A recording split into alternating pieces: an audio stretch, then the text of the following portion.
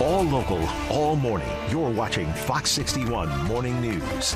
All right, thanks for sticking with us. Happening right now, Governor Lamont and Congressman Joe Courtney and others are in Groton this morning. Yeah, they're there to highlight the availability of 2 new federal funding opportunities for Connecticut shellfish farmers and fishermen. So let's listen in. Just, unfair and really harmful that shellfish was excluded in that first round, and along with other aquaculture, by the way, so seaweed, kelp, which is, again, another one of these emerging aquaculture sectors, was also excluded and not treated as quote-unquote, food production or farming. What Ag was saying was that, fishermen are going to get taken care of with a separate provision in the CARES Act, which is the NOAA funding.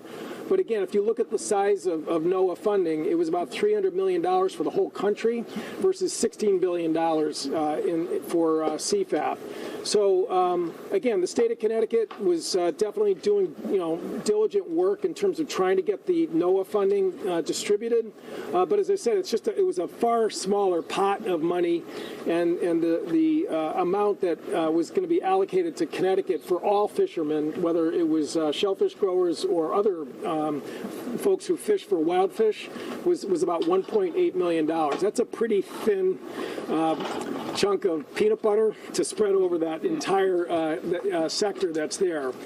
So again, Jim, with his colleagues, did everything they could to lobby USDA to really drive home the point that shellfish growers should be included in the CFAP program.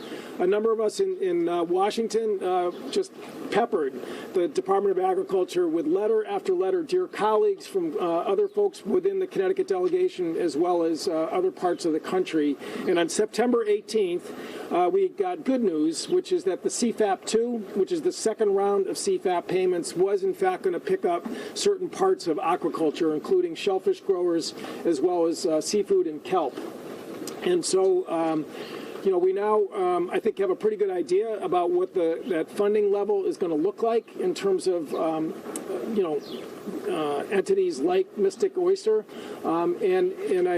We also got good news that by itself will not exclude Mystic Oyster and others from also getting their NOAA funds that the Department of Environmental and Energy Office has been working on. So, again, they can't get a profit, which I don't think is going to be an issue for any of them, frankly, because the hit was so big. But nonetheless, they are going to, again, not be automatically excluded or have to elect one or another.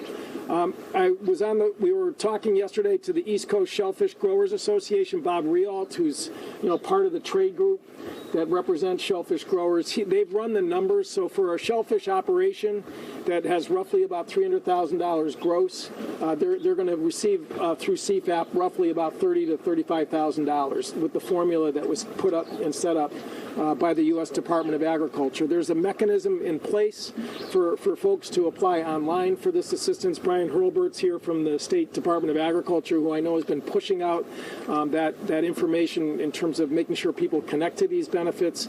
And I know DEEP is also, on the verge now of distributing the NOAA funding as well.